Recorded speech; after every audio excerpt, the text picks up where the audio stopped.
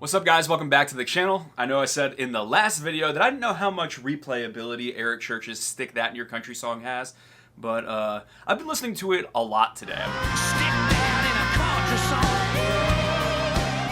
But I wanted to do a different kind of video that I've never done on the channel before that I thought was an interesting idea, and this was some unsolicited career advice for country stars. Something I really love about having this channel is that I get to connect with tons of people that are really passionate fans for certain bands or certain artists and care about these country stars that they love doing well out there in the real world. They care about them being understood, they care about their image, they care about them finding an audience, and they want good for them. But sometimes that means they also have some criticism for them, or they're frustrated by them. What the frick are you guys doing? And this is something that I think a lot of people don't understand, that criticism is very often rooted in love. When you love something, you bother to care about it. That's the approach I try to take with this channel, at least, and I too have a lot of thoughts about a lot of artists and things that I would do differently, or things that I think could help them have a better career or connect with more people. And so I put out the call on my Country Music Stuff subreddit and on my Instagram page for you guys to provide some unsolicited career advice for your favorite country stars. And in today's video, we're just gonna go artist by artist and see what would we do if we were their managers. And this is all in fun. It's not meant to be shady. None of these artists really need our advice. If I were an artist, I would be annoyed at other people telling me how to do my career. But I'm not talking to artists. I don't make this channel for them. I make it to talk with other music fans. And so this is just fan to fan what we would do. Okay, first up, let's talk Florida Georgia Line. Probably the most divisive country act that there is. Florida Georgia Line is both hated, but also super loved. Sometimes if you sit in music critic circles, you think everyone hates Florida Georgia Line, and then you remember like, oh yeah, they were kind of the best-selling artist of the last decade in country music. But over the last few years, things have been a little bit more up and down for them. They'll have a smash like Meant to Be that's more of a pop song, and then they'll put out Can't Say I Ain't Country, which seems like it's gonna be a big shift over to a new sound of country music, but then they ran with a single for like a year called Talk You Out of It that felt more R&B inspired. Then with the Six Pack EP, which I reviewed recently, I don't like it at all. It feels like kind of a retreat into the safe territory of bro country that made them popular, but also the kind of music that people roll their eyes at. First, what is bro country? I'm not really sure. What I think Florida Georgia Line should do is have what I'm going to call a blank space moment. If you followed any of Taylor Swift's career, you know that during her 1989 era, she had a smash hit single called Blank Space. And what made this song special was not just the fact that it was catchy, but it was taking all of the criticism that people direct at Taylor Swift, taking ownership of it, turning it on its head, and then serving it back to the people. And it's like, look, if you want to say I'm a crazy lady that just takes guys only to break their heart and then write songs about them, fine, I'll play that role in a song and make you love it. I think it was a brilliant move for a lot of reasons, namely that it showed she was aware of some of the criticism that gets thrown at her, and people love self-awareness. They love when celebrities demonstrate that. But also, she wasn't cowering to that criticism. She was saying, I'm gonna do what I do best and make great music in your face. Now, there's an extent to which I think that's a dangerous game. I don't think artists should obsess over their haters. And as someone that creates something on the internet and has some people that do really dislike me, I understand the temptation to only talk to those people. But I almost think what would be the best move for Florida Georgia Line is to double down on some of their country and hip-hop fusion, to double down on the fact that that's how they became successful, to talk to the people that say, oh, they don't deserve their success, and to remind them, no, we did something really different and it connected with people in a big way. I would say about half the people I talk to that are maybe around college age right now say they got into country because of Florida Georgia Line, say they were the band that actually hooked them into this genre. And as people get older, they want to kind of grow up with their artists. And even though Florida Georgia Line is putting out some more music like Blessings now about looking at their life and being thankful for their wives, I think there's room in their catalog for a badass self-assessment of their career. So that was one of mine. Now let's do one of yours. And I want to start with Chris Young. I was pretty shocked by how many Chris Young responses I got because there was no call to action to mention Chris Young, but a lot of people have a lot of thoughts about the state of his career. On Reddit, Commando Sam said, his first couple albums are pretty good, songs like Voices, The Man I Want to Be, Neon, Tomorrow, You. His last album, Losing Sleep, was released in 2017 and had maybe 2 songs that I liked. All of his new stuff is just way overproduced. He has a great deep voice and he can just belt on songs like Tomorrow if he would just lean into the production style of his older music. A lot of people echoed that on Instagram. Matt said, I wish he would go back to his country sounding roots. Andy says there's such a huge market for his original style. Sarah says your talent doesn't shine on dime a dozen pop songs. You could be the modern legend of the genre with better song choices. Randy wishes he would put his cowboy hat back on and go back to his original sound as well. I've seen Chris Young address these types of criticisms in the past, and I think he said something along the lines on Twitter of, look, that stuff didn't sell nearly as well as all the radio country that you guys claim to hate. And I get that. That is still the main mode of music discovery. That is the well-worn trail that major labels have used to break their artists. But I do agree with what these people are saying, that Chris Young had something really different and really special. Baby blue eyes dancing in the candlelight. His voice was really the star. And when you hear him sing something acoustic, like he did this thing, If I Could Change the World for the Grammys a few years ago. Baby, if I could change. You're just blown away by how much texture and belting power there is in Chris Young's voice. And so while I understand that in the short run he wants that radio success, in the long run, I think these people are right. I think Chris Young has a good enough voice that he could be a legend. In some ways, it seems like artists like Cody Johnson are starting to fill that role of just classic country balladry. But hey, I think there's more than enough room for other artists to do it too. Then let's talk about Lauren Alaina. We hang up the phone before I know it. Lauren Alaina is someone whose voice and delivery style, and increasingly her songwriting, I really believe in. And although she has become the go-to person for every feature in country music, everything from What Ifs by Kane Brown, to One Beer with Hardy, to Thinkin' About You with Dustin Lynch, to Don't Blame It on Whiskey with Jon Pardi, to This Town Ain't Big Enough with Chris Young, her own music has not continued to succeed the way her one real big breakout single, Road Less Traveled, has. Just a rebel heart riding to battle. And so here's my dream for Lauren Alaina. I wish she would release a stark ballad to country radio. I think the single choices for Lauren Alaina have either been really fun, stuff like Ladies in the 90s or Next Boyfriend, and those haven't quite worked, or they've been sort of mid-tempo, subtle songs, things like Doin' Fine and Getting Good. While those songs are beautiful and have kind of a delicate meaning about finding the bright side of life against some difficult circumstances, I don't feel like they just smack you in the face with the power that Lauren Alaina's voice has. And then when you listen to her albums and you hear a song like 3, And the 3 times I heard just this week my word. about dreaming to be a musician and just praying for those 3 minutes on the radio, or you hear the pain in Same Day, Different Bottle, The same day, different bottle. that she pleads with her father to pour the alcohol down the drain. You see what makes Lauren Alaina special. Even more special than her fun demeanor and spunky attitude, which are great qualities about her, but I don't think are the big needle-moving awesomeness that I think audiences should hear. Okay, now another one of yours. Let's talk about Zac Brown. All I want is you. Can't wait to get my hands on you. It's a countdown. On Reddit, Keith said he's an incredibly talented vocalist who deserves a ton of credit for songs like Colder Weather, Free, Toes, and even the recent Leaving Love Behind.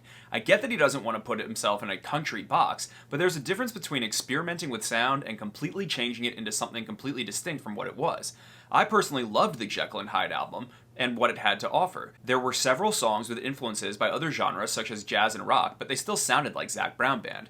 Zac needs to find that fine line between thoughtful experimentation and going way off course and turning off a majority of his fan base, and refrain from recording songs like Swayze and most of what was present on The Owl and his solo debut album, which feel shallow and uninspired.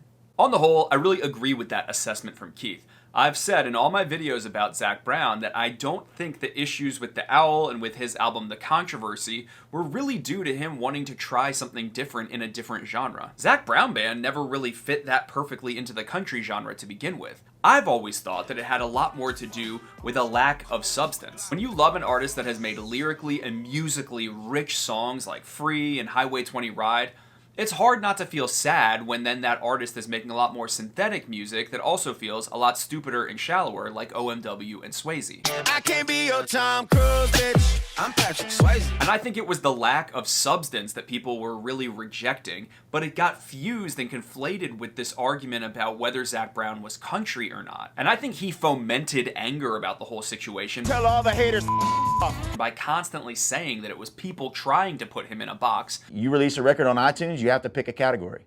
One category. Because I'm a big believer that if your music stays smart, people are really willing to follow you into different genres. It's just typically that when we see country artists venture outside of country, not only do the lyrics get a lot weaker, but the musicality that we enjoyed from them seems to go out the window too. And I think that's why people are responding so well to Zac Brown Band's new single, The Man That Loves You the Most. I'm always here for you.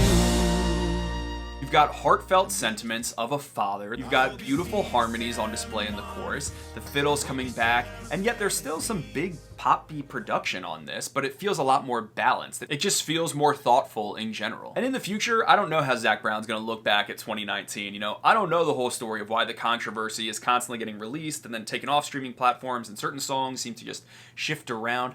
I don't really know. And I don't know how personal turmoil in his life contributes to any of that. I don't know.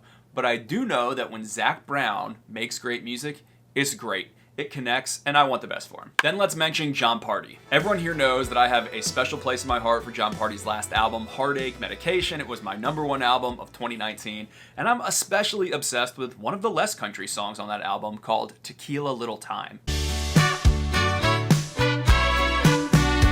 I think Tequila Little Time is the perfect mix of smart, stupid, and fun to be a classic. You got the mariachi horns, you've got this fun chorus line of I want tequila little time with you. and I can just imagine this being played at beach concerts for decades to come. Another recent discovery of mine is this guy, Christian Nodal. Conseguimos una troca. I covered him in a video a few months ago. I had seen Se Me Olvido on the trending page, and I was like, I love this song. I don't know anything about the Mexican music scene. I don't even speak Spanish, but I was intrigued by this guy that looked like a cowboy. I loved the melody of the song. I listened to more of his stuff, and we heard some accordion in it. You guys in the comments were like, Grady, this is a style of music called ranchera. And I was like, damn, maybe I'm a ranchera fan. My advice for Jon Pardi would be invite Christian Nodal onto a remix of Tequila Little Time and let both of you reap the benefits. There have been some less successful Latin fusion songs, and I'm looking at the Lele Pons collaboration on the last Jake Owen album. But Tequila Little Time already has this kind of California/Mexico influence on it with all the mariachi sounds as it is,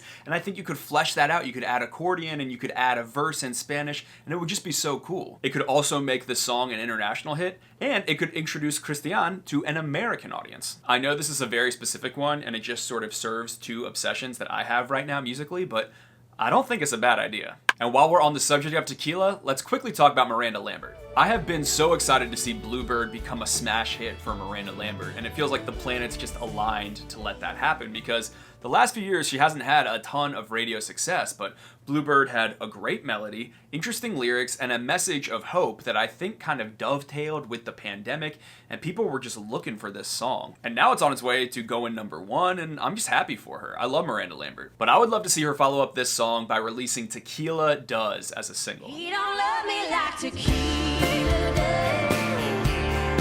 Nobody can. I think Tequila Does is the low-key bop of Wildcard. I think Track Record is the high-key bop, but I think Tequila Does should be the single just because there's a cool energy around that song. It's one of the few deep cuts on an album that I hear a lot of people talk about. So many people tweet that at me and message it to me, and it just feels cool. Plus, Miranda sounds awesome on it. It's stone cold country with a good amount of Western influence in there, and it's funny. I would love to have a kind of funny song with interesting tempo shifts on country radio. But the songs I want to be singles are never singles. Literally, every time I have a favorite song on an album, I will sort by popularity in iTunes, and it's always dead last. That literally just happened with Gabby Barrett's album. I really only loved the song Jesus and My Mama, sorted by popularity, last place.